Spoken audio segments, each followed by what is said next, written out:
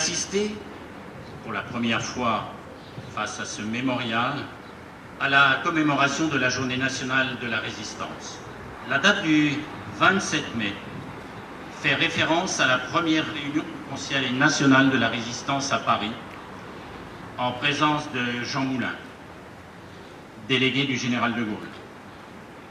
Jean Moulin souhaitait instaurer ce conseil dans le but d'unifier et de coordonner les différents mouvements de résistance. La presse résistance prend de l'ampleur. Des partis politiques s'engagent, forment leur mouvement. En mai 1943, Jean Moulin forme le Conseil national de la résistance. Il devient le lieu de rassemblement des Français résistants. Amis, entends-tu le vol noir des corbeaux sur nos plaines? Amis, entends-tu les cris sourds du pays qu'on enchaîne? Une lettre de Jean Turmot, étudiant qui entre en résistance, courant 1942 à Brest. Ma chère maman, mon cher papa et chère petite Janine, c'est une bien triste lettre que je vous envoie là. Il est en effet fort probable que lorsque vous le recevrez, je ne serai plus. J'ai en effet été condamné à mort à la suite de mon activité.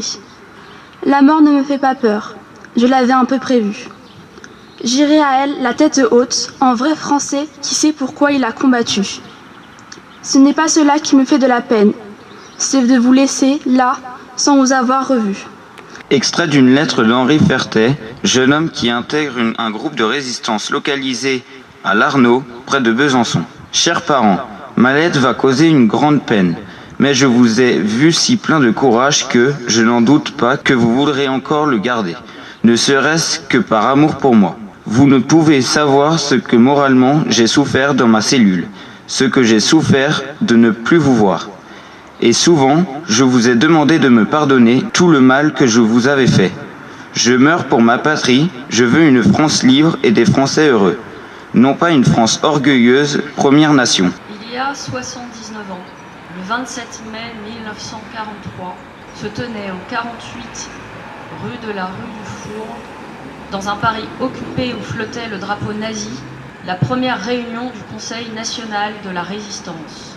Les représentants de 8 mouvements de résistance, 6 partis politiques et 2 syndicats décidèrent d'unir leurs forces pour lutter contre l'occupant nazi. Sous l'égide de Jean Moulin, missionné par le général de Gaulle, 18 hommes et 1 femme s'unissaient pour déployer partout en France cet esprit de résistance qui animait ceux de Londres depuis le début de la guerre. Et j'ai repris mon âme.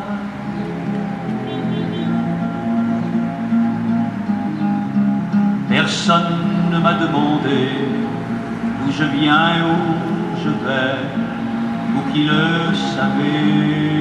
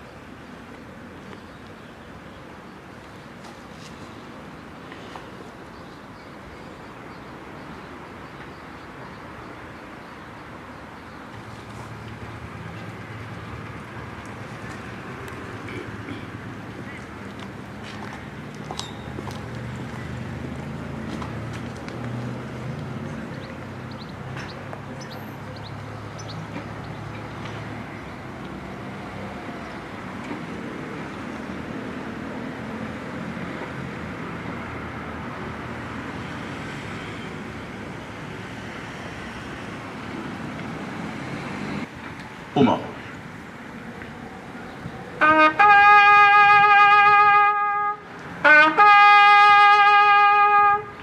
Nous respectons une minute de silence. La Marseillaise. Thank you.